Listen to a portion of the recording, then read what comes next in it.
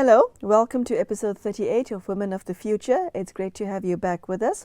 For those of you who have been following this series, you will note that we touched on various topics that concern women all across the globe, and we are looking at prevailing norms, attitudes, standards, and how women are treated, and how women can protect themselves more and empower themselves spiritually. So thank you so much for joining us.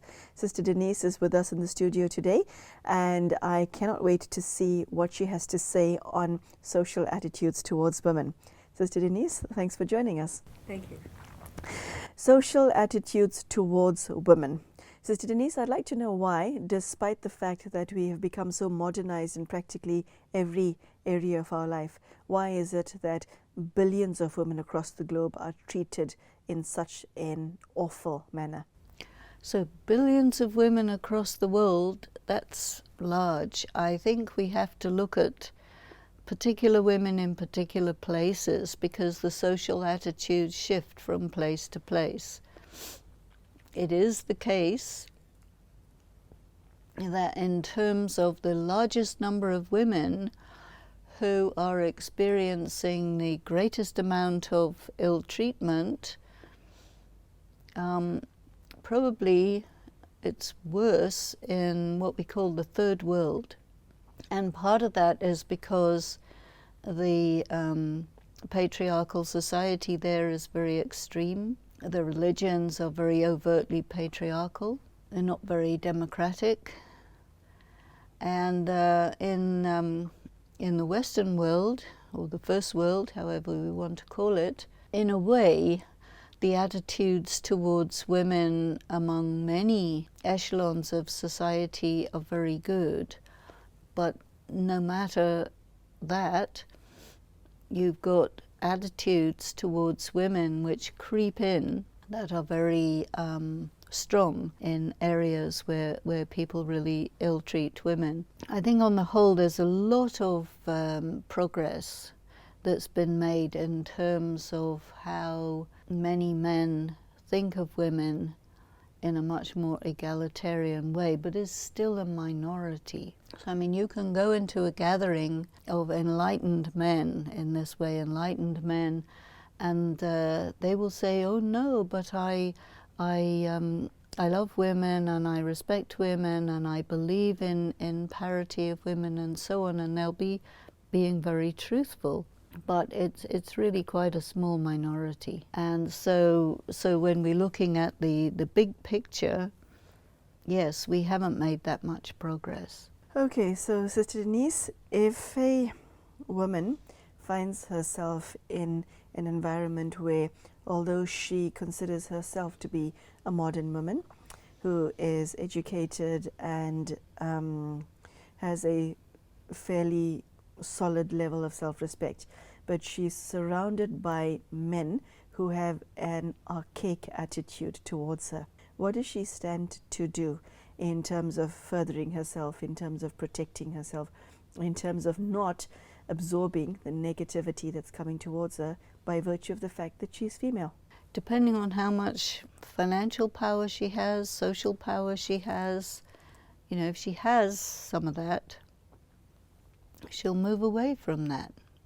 She'll move into the area that I was speaking about earlier, where she is surrounded by men who have a much more egalitarian idea about women because it's much more comfortable.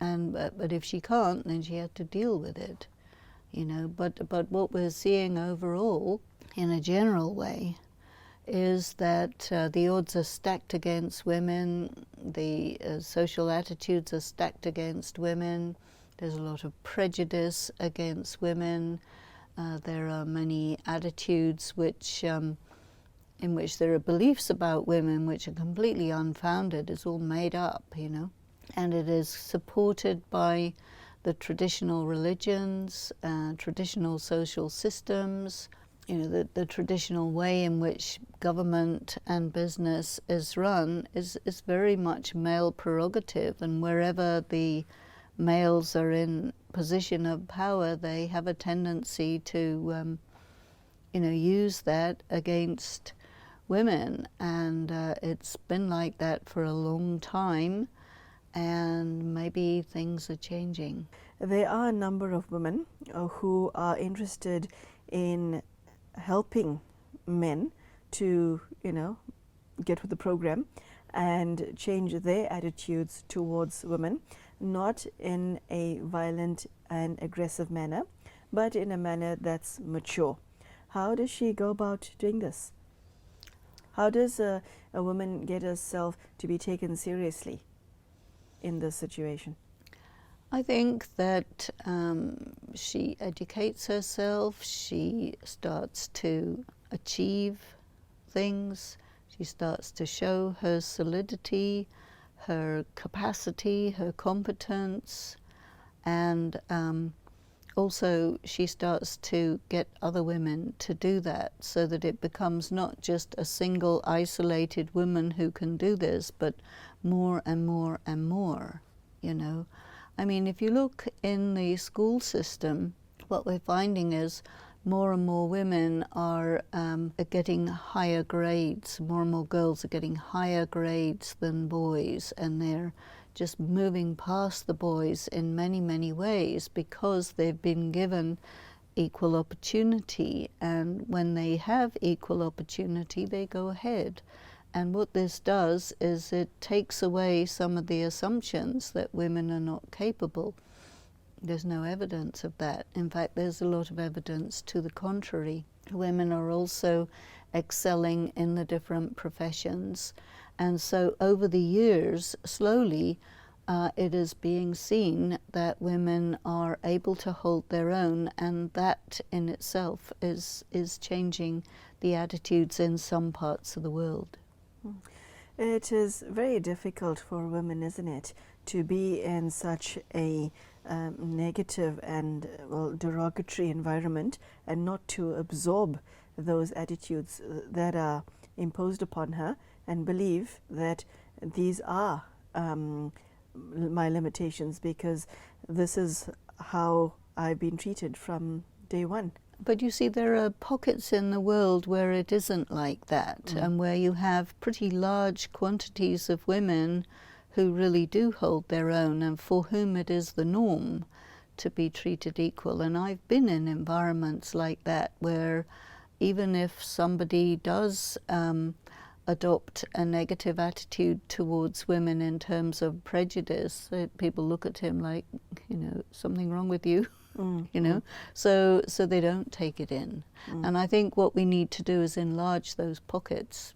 And I think that women, women writers, women sports people, women celebrities, women politicians, and so on, people who come into significant positions, they are going to be able to carry this message and demonstrate what it looks like to be an empowered woman in parity with men in different areas, and still in her femininity, still capable of being a housewife and a mother and a career woman and an artist and an entrepreneur and so on.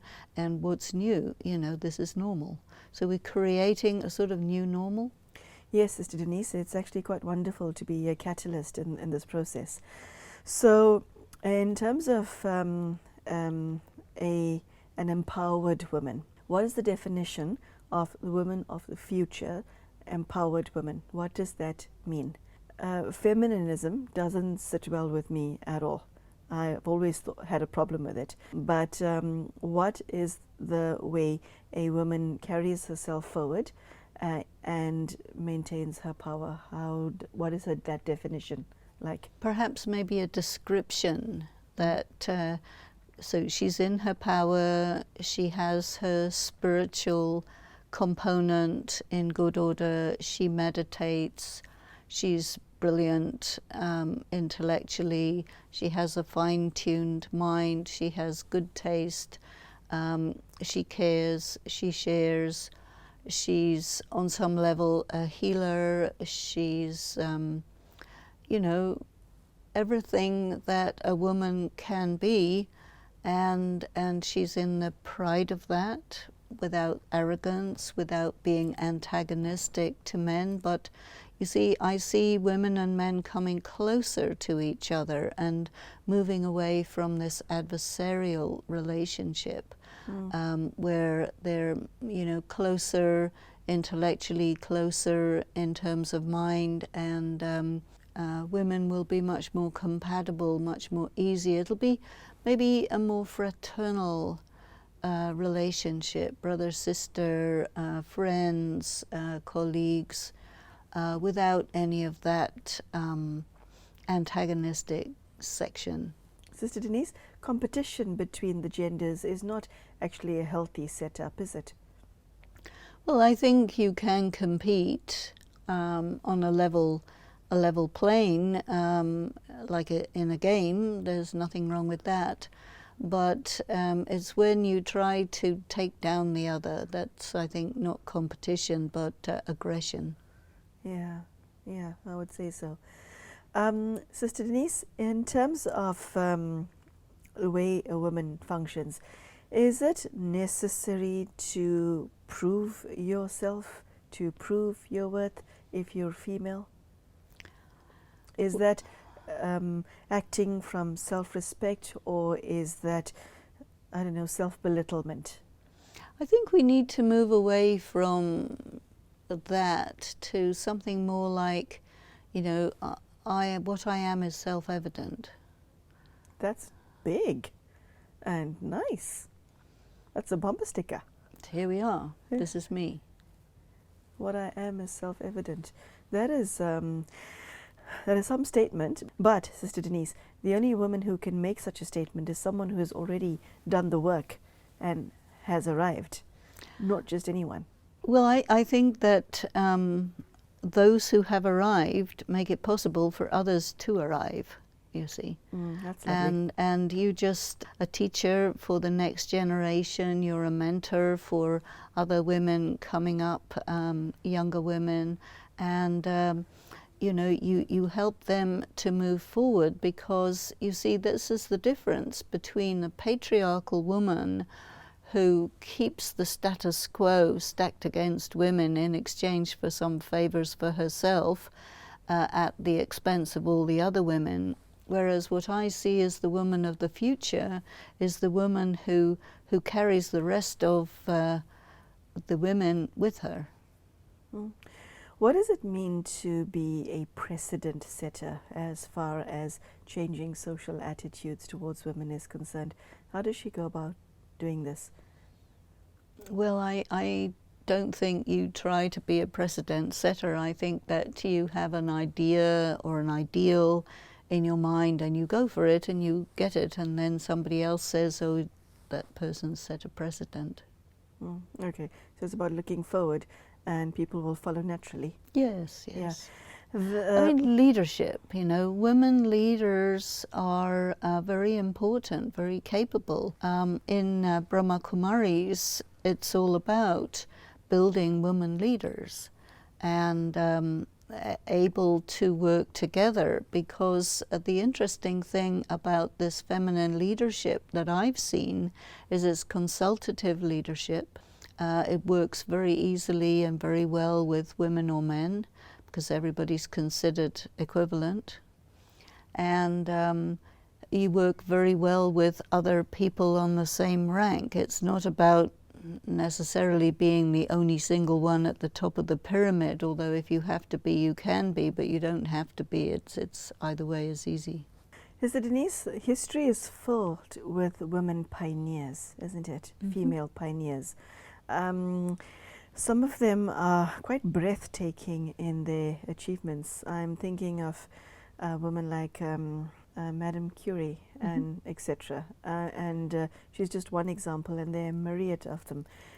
They garner so much of respect and admiration, and they helped change the world at a time when it was hardly heard of for a woman to be as powerful as she was.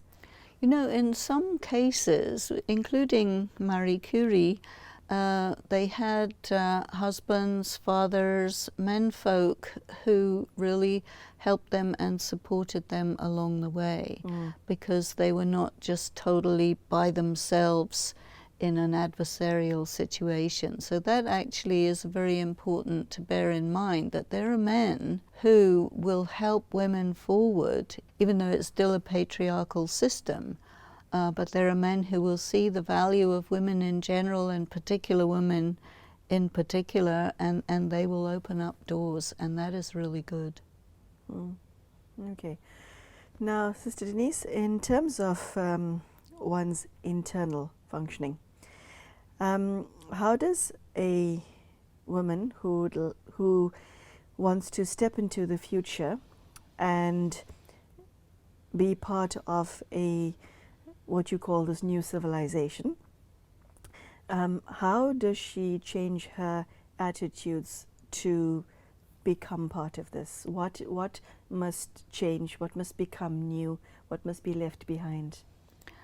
Well, I think maybe we don't need to be so specific as that, but I think the company of like-minded women is very important, because that's very empowering, and it carries the individual forward, the group moves forward, and that is where I think, or that is the secret really to moving into the future. The gathering of women just moves forward, because we're not really necessarily dealing with just an individual. There are, great women who will stand on the shoulders of other women, certainly, and they will be visible, and you can point the names, but there's another sort of sisterhood of women who's coming along there, and this is really the power behind it.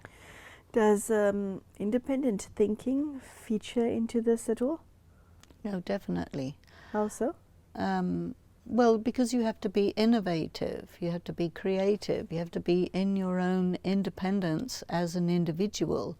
See, because you think of yourself ultimately not as a woman or a man, but as a person, and I'm this person, happens to be female. So I'm not trying to push my gender forward, I'm trying to be what I am and who I am. Sister Denise, many do not see it that way. They think I am female first before thinking I'm a person first.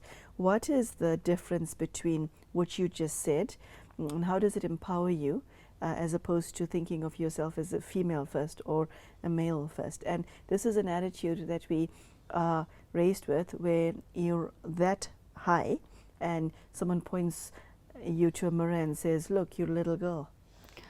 Even so, from the inside, a pioneering woman doesn't pay attention to that. I'm a person, this is me, let's move forward with that.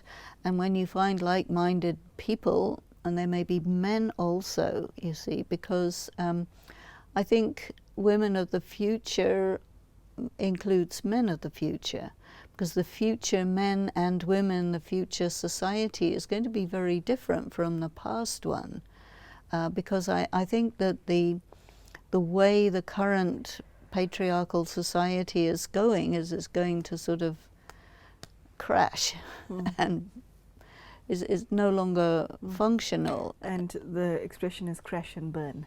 Crash and burn, maybe. Yeah. But anyway, something new will emerge, you see, a new man, a new woman, new parenting, new education, because everything to do with the past is all about how to destroy each other, and, after a while, that's not what you want to do. Okay, so Sister Denise, the newness that you're referring to sounds refreshingly beautiful. Okay. Because you see, it also means multiracial. So race features into it as well? Yes, because you can't say, oh, well, you've got to be this type of human, and if you're that, that's not okay, because you're looking at person. Now, person comes in multiple colors, this gender or that gender, or homosexual or heterosexual, it doesn't really matter that part. What matters is who you are inside. So it's much more to do with the spirit than the physical body. At this point, there's far too much emphasis on the physical body, isn't it? Well, that's the old. That is the old. That's the old. And the new is, who are you? How do you think? You know, what are your values? What makes you tick? What are your skills? You know, how can we come together to make something interesting happen instead of all this mutual assured destruction? Sister Denise, I want to take this more personal. Okay, how does a woman of the future think that is different from women of the past? Her attitude towards herself. What is the difference? Well, one of them is, of course, I'm a person. Mm-hmm. I have rights. I have ideas. I'm moving into the light, you know. Whereas I think the woman of the past is all worried about the bad things, the traumas, the darkness, the dangers, all these things. So I feel that there's a huge epochal change going on, and probably women are in the forefront of it, which is a complete rethink of what I am, what I'm doing here, what I'm for, you know. Mm. And because the social system, the society, the civilization that has been our legacy is collapsing. That's obvious to you? Well, it's obvious to me. It's not obvious to a lot of other people, but anyway. What do you mean by collapsing? Well, it's no longer viable. There's more and more failed states. The systems, the political systems are not holding together. Things are getting out of control. The military systems are getting out of control. The economic systems are collapsing. You know, the way I see it, diseases are increasing, medical systems collapsing. The disparity between the wealthy and the poor is getting more and more extreme. The economic fabric, the system, is not working anymore. A system of law and order is not working anymore. Education is not working anymore. All of the infrastructures are just falling apart, and the population is you know, also the increased population is tearing apart at the infrastructures that can't hold it together. Climate change is a hugely destabilizing influence. Pollution, there's no solution. And so we're at a point where it's just, you know, falling apart and something new is coming up. Let's be part of that something new. The rise of the phoenix. Maybe. Okay, so thank you. You have given me a lot of stuff to think about, and I'm sure you have created that impact for the women listening to you at home. So there you have it, social attitudes towards women. What I liked about this is that Sister Denise has shared that irrespective of the environment that you were born and raised in, and no matter what country in the world you live in, whether the social attitudes towards women is progressive or archaic, you have to, as a woman, emerge your own individuality and draw on all your resources to take yourself into the future. And I really like the fact that you promote yourself as a person first and a woman second. And this is the way a woman of the future thinks. So a very powerful message. And I hope that it gives you the impetus in your own spiritual journey. I thank you for joining us, and we will see you for the next episode. Take care. Goodbye.